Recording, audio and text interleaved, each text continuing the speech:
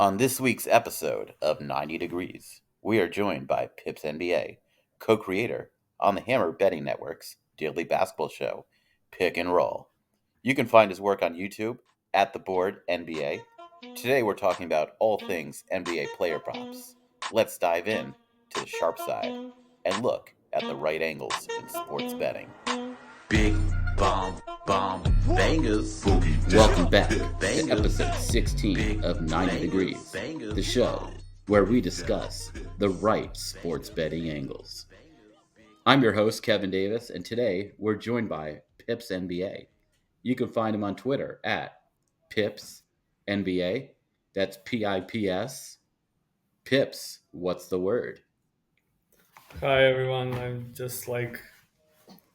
I had the show with Jacob earlier. We had some bets, and now I'm just was working on another bets for my group or for additional picks on Twitter, and I'm happy that I got invited to this show. I watched a couple of episodes. I liked it, and I always like to talk about angles, betting, and everything based on like betting community and Twitter and everything like everything based with betting and sports. Well, I'm always glad to have listeners that aren't related to me. Especially you listeners that are writing to me by direct message. I had one from the last episode that messaged me. It's like, hey, I have a VBA for doing VLOOKUPs on accents. So that was a huge help to me. So gambling Twitter, we do more than just shit on each other. We help each other out. So DMs are open. Pips, I don't know if your DMs are open. Yeah, always So open. I always like have at least 10 guys asking some random questions, but yeah, I just love to help people. Like I'm always down to it when I have time. so like how did you get started betting on props? Like what was your journey as a bettor into that? So I actually started betting props before I was like before I got the knowledge of better. Like I was beating the prop market before I even knew what is like closing line value and beating it and the lines and the prices and the juice. Like I was like it was very interesting because like in 2017 I had a friend who was like paying some other guy like 200 euros a month for NBA props, and I just realized like he'll pay him that much money and always ask my opinion on the bet that guys send like and bet it or not based on what I said. Like, and I was like, okay, so did this guy appreciate my opinion and he's like making profit and long term winner and like okay, there is maybe something like at the time I was at the college. I was studying civil and engineering. I actually have a master's in civil engineering, which is like I'm just like full time now with pro betting. But at the time I was in college and I was like had a semester with probability and maths and everything, and I was like got into it, and I was actually playing poker like side hustle at the college. So I was huge into the numbers, and I just dived into it and started watching even more games. At the time, I was like watching like I would say like 30% of the NBA season games, but now it's up to 70 or 80%. Like I just spend the entire night every night watching the games, and I'm from Croatia, so the games run from like 1 to 6 in the morning. I'll always like the last game, last quarter, I will see the sun goes up, and yeah, I just combine like loving the NBA and understanding the some probabilities, math, and low betting. Like I don't know if you know, but betting in Balkan, like Croatia, Serbia, Bosnia, is like huge. I started betting like at 11 years old, and yeah, it's quite Are you in fun. Serbia? I'm from Croatia. Ah, okay. Well, I Yeah, know that the former Yugoslavian countries are yeah, really big into basketball. So I watch a lot of yeah. EuroLeague. Yeah, we are actually big on basketball and of course football, but you will call it soccer. Yeah. So, I mean, I but believe Serbia basketball is more popular than soccer. yeah, One of the few yeah. countries. I mean, they are better at basketball. We are better at soccer. Like we were like just the last two World Cups, we were second and third place. So we are like 3 million, 3.5 million people country, and doing some great stuff there. I mean, it is pretty incredible that for such a small country, you have so many great athletes. Yeah, Because yeah, like if you said 3.5 million people, that's two Brooklyns. Actually, yeah, it's less than two Brooklyns. yeah. But it's interesting. Like I grew up in a village, small village with like 4,000 people, and it had like villages like 500 people, 1,000 people, 2,000 people, and every village will have their own soccer team. Like that's just huge here in Croatia, and sports obviously like every sport. Like we are doing so much so great, and like some like weird sports like skiing. We had amazing results in skiing, handball. Serbia has amazing results in volleyball. We have great in tennis, and like every major sport we had some great results. Yeah, it's incredible. Now, Yeah, like you mentioned that you're watching NBA games until 6 in the morning, yeah. um, which is definitely hardcore if you're watching the Lakers or whomever that late. Now, like, It's even worse. Sorry to interrupt you. I'm a Houston Rockets fan, so it's even worse for me. okay, Houston Rockets. I mean, I know for EuroLeague basketball, like, I'm not like hugely allied to a team, although Maccabi Tel Aviv I like because of their one Israeli team. So Yeah. I got to give them props for that. No pun intended. Um, so, like, how do you work your betting routine with your life schedule when you're staying up until 6 a.m. watching sports? So I just like think like, okay, I'll just go hardcore like for 6.5 months of the NBA season, and then chill out and get my life in the order of the next when there is NBA off season. But yeah, it's difficult to schedule the life. But I'll just sleep for like 6 to the noon and wake up and have like 4 hours to do some life work stuff, and then start preparing for the stream peaks, and after the stream like 3 to 4 hours into the slate, and then have some like 3 to 4 hours free time, and then start watching the games like. It probably works out better in terms of work life balance because when you're working, you're not going to be bothered by everybody else nagging you to do stuff or calling you because everyone's asleep. Yeah, And like if I remember because I used to before I worked in the sports betting industry, I worked for the city of New York, doing non-emergency complaint calls on as a 24/7 hotline, and I had the 7 a.m. to 3 p.m. shift. yeah, So I'd be relieving the people that worked from 11 p.m. to 7 a.m. And those people all loved working super late because like nobody was there, so they could just chill. They didn't have to worry about like transit delays or anything else. Now, like what time? Because I'm assuming that the NBA player prop market is the same for you as it is for us in the states. Um, yeah. so, like, at what time do you start looking at the numbers, or do you start looking at the overnights while the games are going on? I mean, I'm betting your markets. I'm betting privately, but the thing I'm posting on Twitter and my group and everything, I have every like 95% of my members in my private group are from USA or Canada, and I'm on Twitter. I'm posting your lines like my FanDuel, DraftKings, BetMGM, Caesars. That's like and Bet365. Like only using on Twitter and my shows, I only use your numbers. So DraftKings and FanDuel usually starts opening at like 9 Eastern time.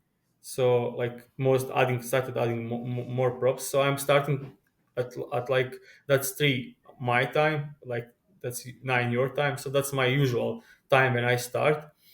But and I'm working like from 9 to like probably like 2 or 1 for like I work like for like 5 hours straight, diving into the props, and I actually rewatch some games, some spots that I need to look like how they defended some guys, and I'm huge into defensive schemes like that's the thing I'm exploiting the most, and yeah, I just start like at 9 your time and work for like 5 straight hours, and I have a show in the meantime. I did it like for 30 35 minutes with Jacob, and just after the store finished, like I'm going back diving into the numbers, and I then leave it for like 2 to 3 hours, and then came back if I have time. If I don't have anything planned out for the rest of the night, I came back because they add bench guys like 3 hours before the games. So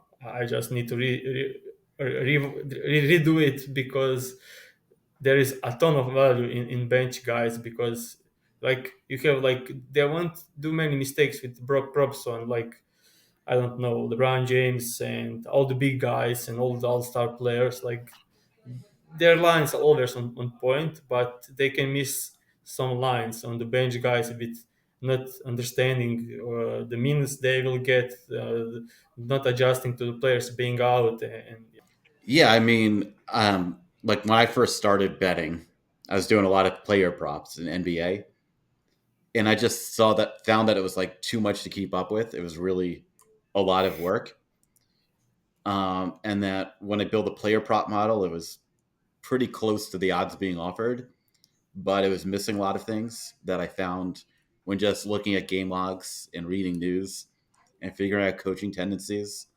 Like especially if you have a couple bench players injured, who's going to take the load on the bench? Because as you mentioned, like LeBron James, they're always going to set his number right for the most part. Maybe like a point too high if it's like a point prop.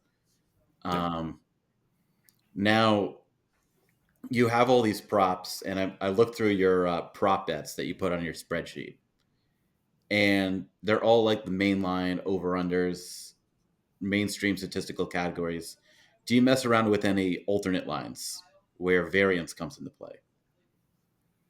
Yeah, I'm betting a lot of same game parlays with two players. Like two players, same game parlay is my thing, and over the last 2 seasons, I think most of the success came with it.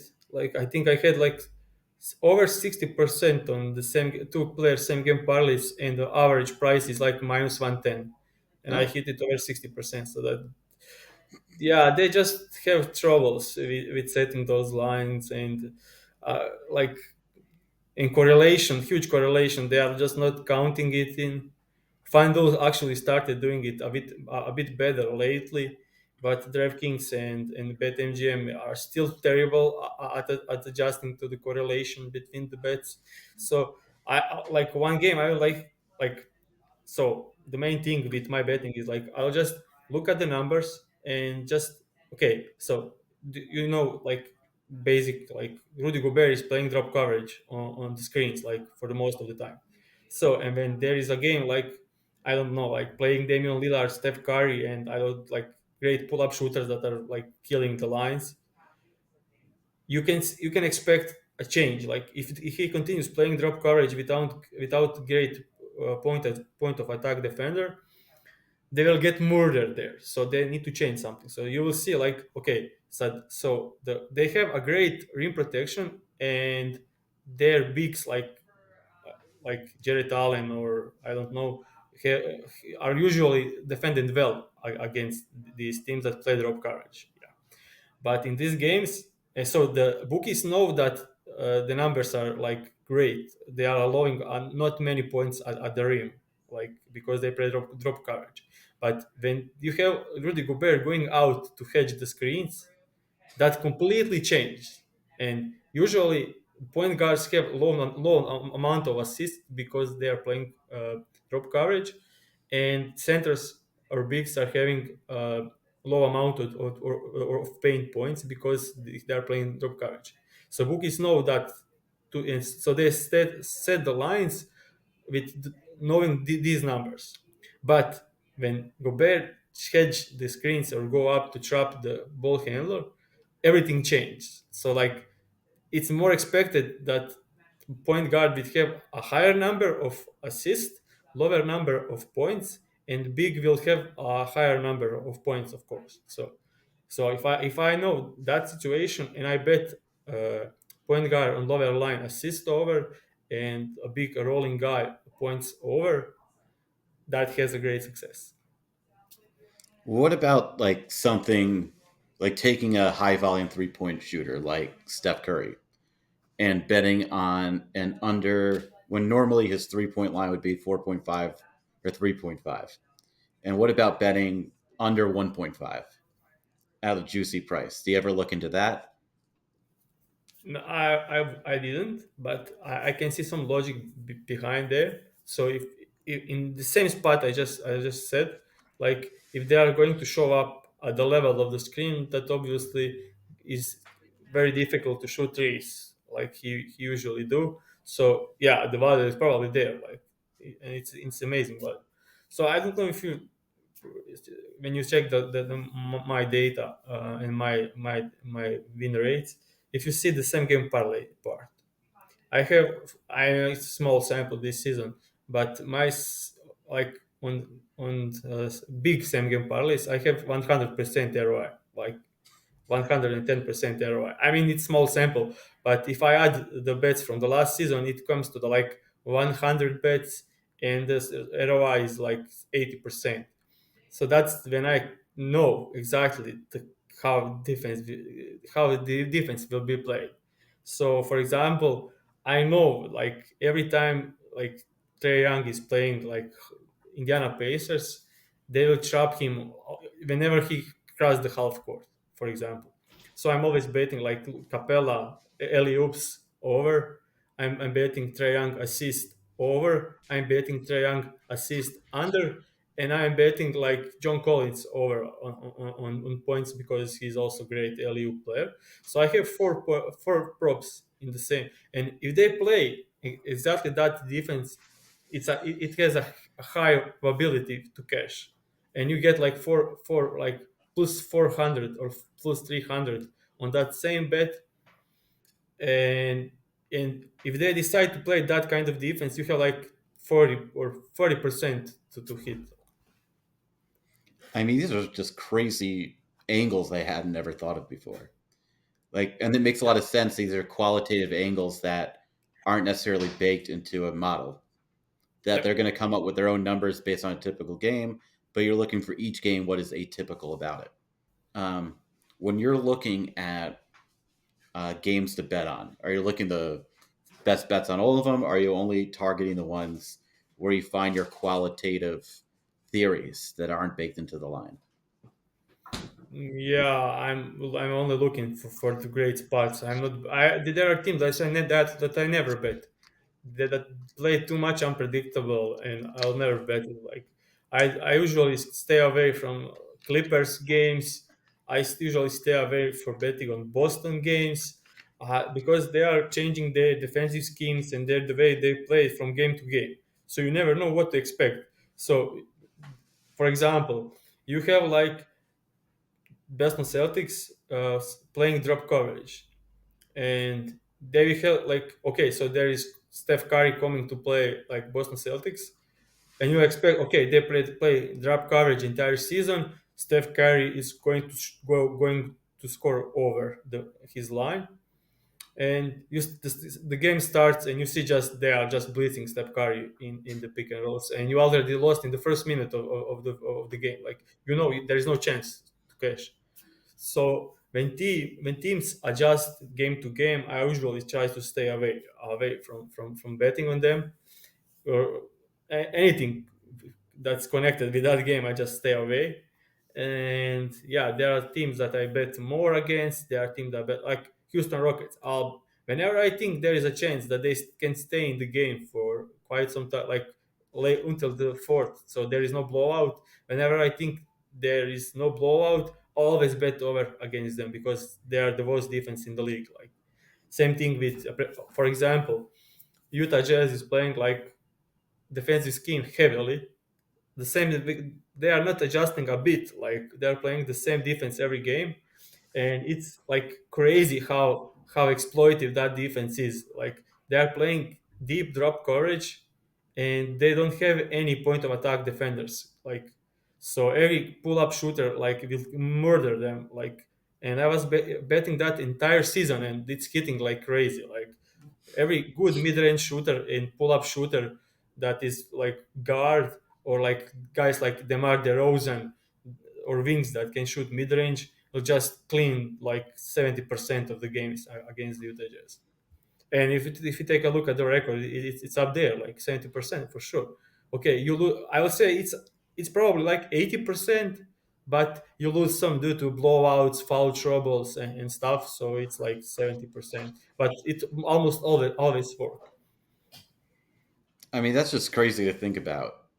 Like, there's just so much NBA player props I've been doing wrong for so long. Because my issue was always like, okay, I'm gonna look at every game and think of every angle, rather than looking at like one or two games where I have a really good angle and then delving deep. Now, for the same game parlays, do you ever like look at getting alt lines for a blowout and taking certain player unders because you figure it's going to be a blowout and the player is going to be benched? So I usually avoid betting some overs because I think it's a blowout, but I never bet unders because I think it's a blowout.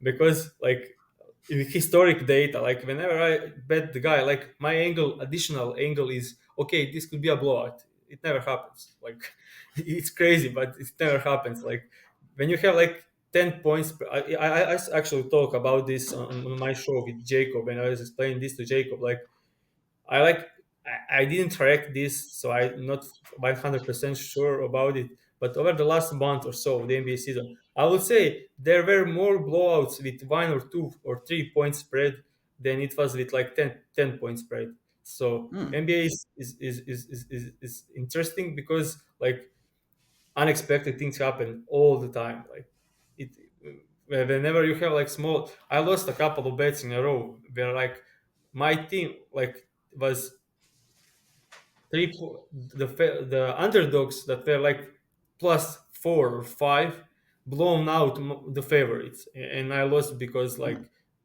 and I bet it because like okay, I see like they are 4 points favorite, but I don't think I think it will be close game, and it was completely other way around. So underdogs blown out the favorites, and it happened so many times this season. Like, and you had like Boston Celtics playing the San Antonio Spurs, and you have like highest spread of the season, which is I think it was 14 point spread, and the game came to the wire like it was one possession game with 1 minute left.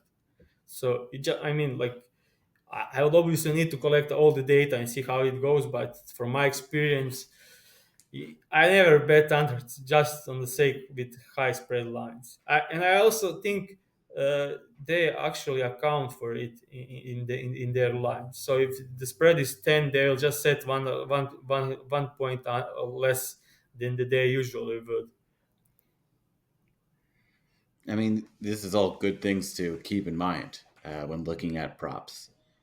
Now, for double double props or triple double props, where you have players who are constantly having 8 or 9 assists or rebounds, do you ever look for situations where, for like those stats, where they're somewhat subjective of whether a player has an assist or not, or sometimes it's subjective on who has the rebound? Do you ever look for situations where the statistician may be more likely to give them that extra assist or rebound so they get a double double or a triple double? Yeah, actually, that's something I had some thoughts about it when with Tyrese Halliburton. He was like uprising star and like huge guy, and with him playing so well, everyone was talking about more about the NBA and this trade with Sacramento and everything. And I was watching a couple of games, and of course I bet his assist. So I will go back to rewatch how he gets the assist, and it was pretty amazing. Like how would he get some assist to have double double? Like he'll just pass to the guy. The guy will dribble the ball 3 times, go to post up and make fade away shot, and they will give him assist for that.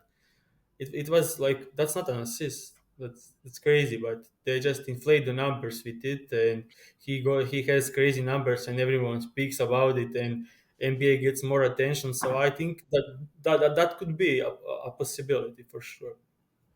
Now, are there situations where the star players are more likely to get an extra undeserved assist or rebound than a bench player? Or is it equal opportunities for everyone?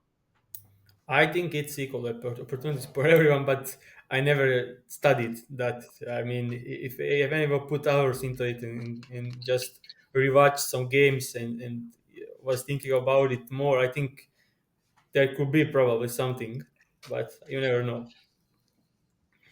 Now, do you bet on turnovers ever? I usually bet only on points because I'm, as I said, defensive schemes and the matchups, and I know like you have 500 players in the NBA. I know every 500 players how good on defense they are and what are their pros and cons. So that helps a ton. And on every player, I actually know like their to complete like skill set. So I'm usually betting only points. Rebounds are high variance, and I just hate like watching the how the ball will rebound and which side of the rim will it hit. So I'm not huge. I don't think you can have a huge edge on rebounds. Assist more on assist, but on rebounds, I don't think so because you are studying the numbers and bookies have the numbers. So I don't think you can have huge edge with it. I actually, in my first 2 seasons on Twitter, I actually counted separately points, rebounds, and assists. I had 60% on points, 58% on assist, and 53% on rebounds. So I was actually break even on rebounds for the first 2 seasons, and it only pushed down my overall record. So I decided to stay away from it, and I'm rarely betting it. Like it must be like some crazy spot, but I usually bet points and rebounds together, like PR lines. So I don't think I bet I didn't bet any rebound on this line this season. Like I just stay away from it. But when we talk about points, rebounds, and assists, I'll just say like the good angle will be like Nikola Jokic in a games with high spread when you expect his team to win easily, you can almost like close your eyes and bet triple double like and you'll have huge value. Of course now, not now when tonight's game it's like plus 100 for Jokic to have triple double like yeah, that's crazy. But some games like they'll play some weak defense, like the guys that can't defend him at all, and you could just bet his points under and add triple double combined with it, and get amazing value. And that was hitting like like it hit for at least 10 games in a row this season when they were huge favorites and won easily. I mean, that's crazy just thinking about it. Yeah. I knew I had some success in certain spots betting against Luka Doncic having a triple or double double. Yeah. Like there'd be a same game parlay Tonight is promo. yeah, tonight is a great spot for like Luka Doncic has like 50. I think the line opened at 54 PRIs against Miami Heat. Like so, he should score 35 points and add triple double to it to cover. Like that's probably unlikely I mean, that's a against the tough defense Miami. to do it against. Yeah, and slow pace also. Yeah. So yeah, so yeah, I usually don't bet unders because yeah, the league today is like if there is no blowout, foul troubles, and the game stays close to the like late into the fourth, most of the guys will cover the line. Like so, Interesting. and when they don't cover the line, they have poor shooting night, and you just don't you. That's not something you can predict. So I got often asked by the people, why do you bet so many overs? Why don't you bet more unders? So you just can't predict an under. So uh, why some guys end up in under like blowout? You can't predict that. Poor shooting night, you just can't predict that. So you're looking at the data, it's also difficult to predict like what's gonna happen, and you can just bet some guy, a random dude like under, and they could like, okay, this guy is the worst player on this team. We can leave him wide open, and there is things happening like that in the NBA, and he'll just like cover it easily because of it, and yeah, there's some weird stuff. Like I got into some narrative, but Toronto Raptors, and that's Jacob team. That's his Raptors team. But I found with watching the games that they will always leave the worst guy on the field open. They will just like ignore him, and then you will have like 20 consecutive games that the fifth option on the team goes over against Toronto Raptors. Like you will have like Mason Plumlee scoring 20 and 16 points. You will have like Okoro. So Donovan Mitchell had 12 points and Isaac Okoro had 16. You had like slow mo Anderson Kyle scoring like 22 last night, and but Edwards scoring only 19. So they were just focused entirely on the best players to stop them and leaving wide open the worst player. So they are just trade off like we're gonna stop this guy and let this guy beat us.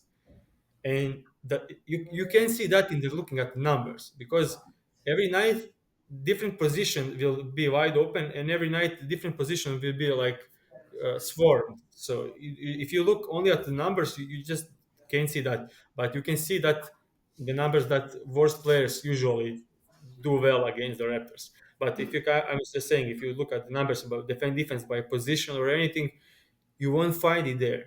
But you need to watch the games.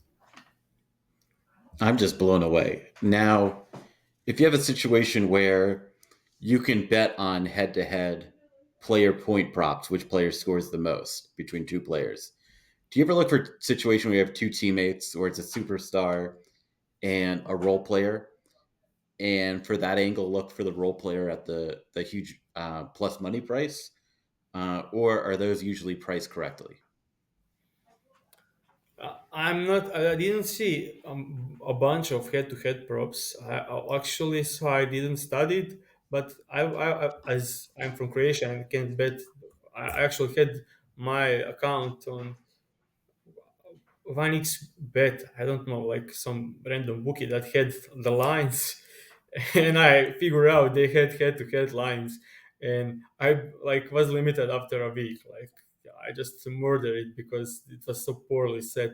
So that's my only experience I had with betting head-to-head lines. With so they had like 27 and a half for both guys, and I'm actually leaning over for one and leaning under for other. So it's like so easily to bet in the head to head, like the guy I love matchup and the guy I hate matchup, the guy I love to win it. Like it was so easy, and yeah, it was a good experience for me, but not for them. So I was limited. Like I think after a week, like or something.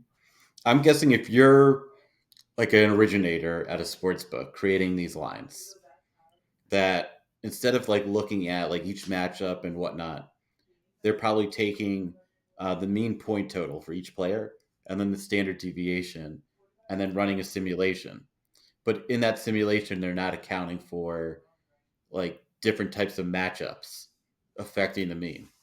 Yeah, there. Yeah, there is only so much they can do yeah with standard deviation and variance and everything. Like there are some guys that like I would say like DeJounte Murray, for example. He's so consistent in scoring like 16 to 22 points. Like I think 80% of the games he is that range. And his line is usually like at 18.5. So if you can take alternative lines 15.5 over, and they don't account how consistent he is. They like set the same alternative line prices for like almost every player, and like you have like some players that score 10 points, 10 points, 30 points, 10 points, 10 points, like huge variance. They set the same prices for alternative lines for the Dejounte Murray, who is so consistent. And I mean, I understand it in Croatian, but I just can't explain it in English, like using the terms. Yeah, but you know what I'm saying. Like, so they don't account for it They treat consistency. all And players the same. line of progression is like lower. And yeah, Yeah, because I was playing around with something for college basketball. One of the listeners to this podcast was like, "Hey, I got an idea," and he said, "Oh, I have an idea too." So we worked together, and we forgot that each team, specifically in college basketball, has a different variation on their points scored, and like it's pretty sharp with 300 whatever teams they have. I can't remember the number off the top of my head. And then I balanced it out by like the average for the country. And what I found for the most part is there is a couple of edges, but for the most part, it was priced really well. yeah. Like I did all that work. It's like, oh great, I have such a good model that there's not much of an edge. But there was a Wasted time. couple where you would have a low variance team against a high variance team, and there are some edges when you combine like the spread and the total, because there's certain situations where the underdog, which is the high variance team, would cover and it would go over because they covered because they scored a lot of points. Yeah. uh, I actually want to touch about with this. And you said there is no edge. Like it's unbelievably huge difference between FanDuel and DraftKings and BetMGM. Like FanDuel is the when it comes to the props, it's the sharpest book in the world by far. Like Pinnacle is not even close. Like it's FanDuel and FanDuel by far. So that's my experience like so far. And like I will, as I said, I'm betting the same game parlays a ton, like two players same game for parlays, and sometimes I'll do the combination of the FanDuel, and it will show up like minus 160. Okay, I'm okay, like I won't do that, and then I go to the DraftKings, check the same combination, it's minus 150. Like unbelievably huge difference, and the regular lines are the same, like on both sides. But when you get to the alternative lines, FanDuel does so much better work. Like if you see like that's a huge difference, go to the DraftKings and bet it. Like you have a huge edge on it. Like every time. Like if you get in minus 160 on FanDuel and same game parlay on DraftKings minus 150, 115, I think like long term you are going to crush the bookies. Yeah, it is amazing how FanDuel, for being a large book, is able to have really good prop lines. They're like one of the few books in New Jersey where I have a losing record all the time. So Yeah, you're definitely on the money with that. yeah, but they have some weird. So I'll just tell you my closing line story.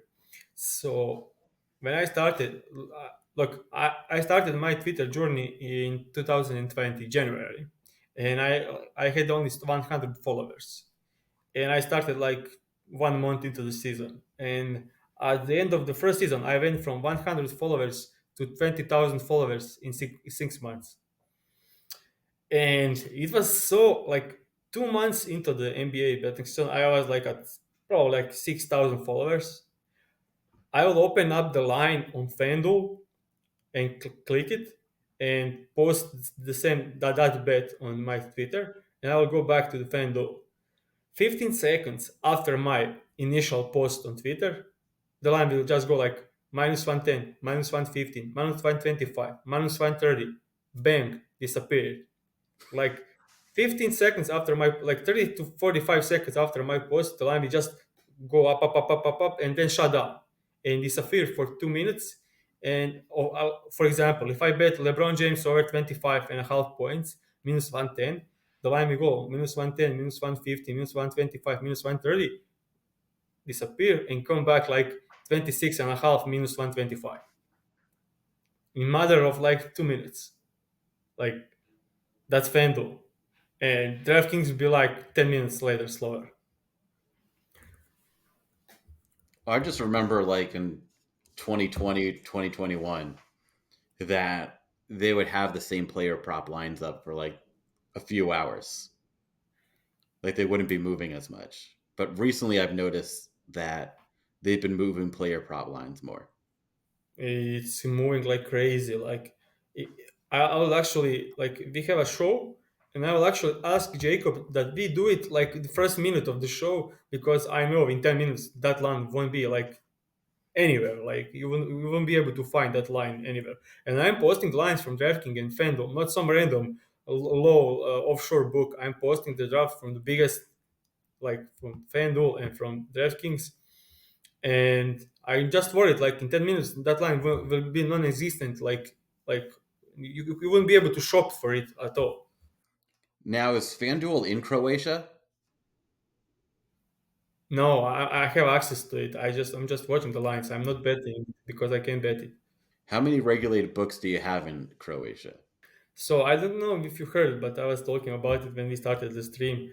Before we started the stream, we have like five regulated books in Croatia, and there is no limits in betting there. But I'll just explain why there is no limits in betting there. So all bookies outside of Croatia are banned. So if you like type FanDuel and want to go to the site, it will like open like a statement from our government and said like you that's not accessible, you are breaking the law, don't do that, and all kinds of stuff, which is like crazy. And so you can't access any bookies outside of Croatia without a VPN. So like any. And the thing about Croatian bookies, like you won't believe it when I said it, but it's so interesting. So if you bet 100 bucks on the plus 100 line, you will end up $77 in profit. That's yeah. So we have like, of course, juice. We have tax from the bookie, and we have tax from the government. So every ticket is you are paying tax on every ticket you win, not like on profits on the year, but everything you bet, you pay like 12, 13 to 15% of the tax on every bet you win. And also they take away like when you bet 100, they instantly bet like 95. They take 5% even before you bet, no matter you win or lose. And when you bet 100, you win 77 on plus 100. So you just no one can win like entire country. I don't think there is anyone that can win against our bookies, and they banned every other bookie. Like, and it's like felony if you are breaking the law if they find out you are betting outside of Croatia. All right, so I won't ask any further. Yeah, I can see what you're saying. it's amazing. Like so, and I have like a company. I have my own company here. So tax department and everything is like watching me closely. So I actually have a pretty tough time betting it outside, and I just won't. I won't talk about my betting on the show because, Yeah. yeah, I could backfire from my Have you point ever of view. thought about moving? So I did, but with my like with the money I'm earning, like here, I don't know if you know the Croatian standard, but Croatian average salary, like 80% of the people in the country have monthly salary of like 600 to 800 bucks. No. So I'm actually earning a like couple of times more than that. Like I'm earning like I would say like 3 to 5K a month dollars, and I'm just if I live with that money in USA, I will like be like average or maybe even below average. And in Croatia, my life is pretty easy, and I have pretty easy, comfortable life here. But, if you're in like a place like, I'm just randomly picking a country, Greece, or like another Eastern European country where they're more tolerant towards sports betting and not putting heavy taxes on it.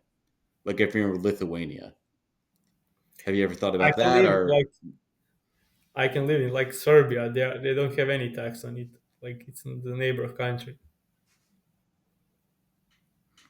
because I'm guessing that, because of Europe with the EU, I don't know if Croatia's in it.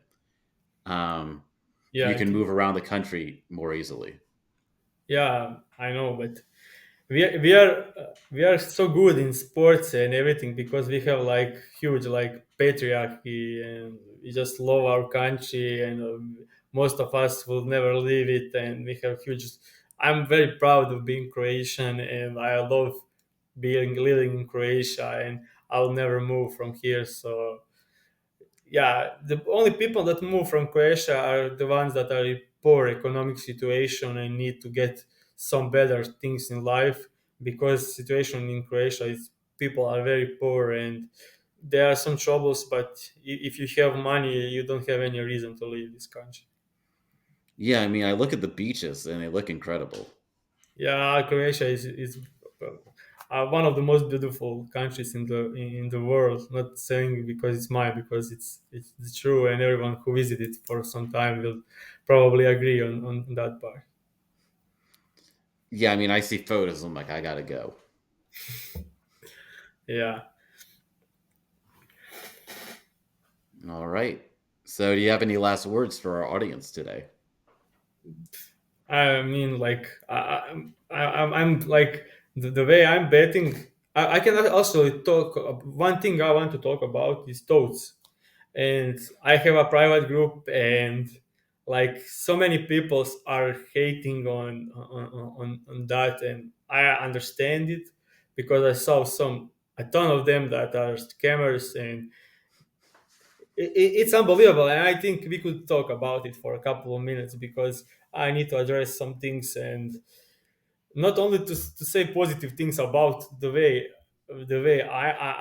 I'm doing my work, but I'll just say how it should be done and how I'm doing it, because like, so the first thing about my group, when you are betting props, you need to have like limit on the group numbers, because I actually was in a couple of groups that didn't have a limit. I won't name it because they are actually doing a great job, but I won't name the groups.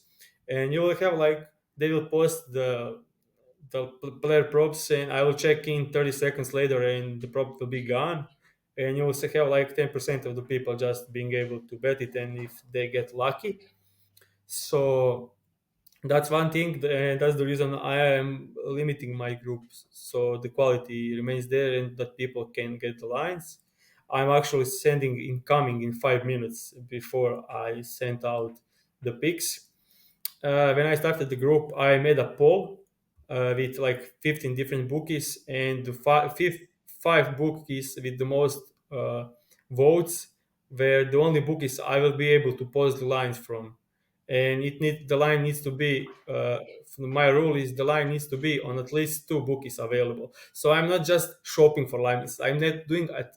Like if I bet for myself, I will shop for the lines, and you have even like a huge difference on my record and have better record.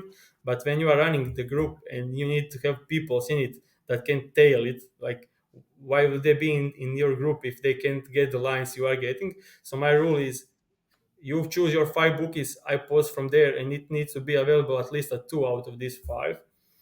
And yeah, being transparent, not cheating. And one thing I'm huge, I'm just huge on it.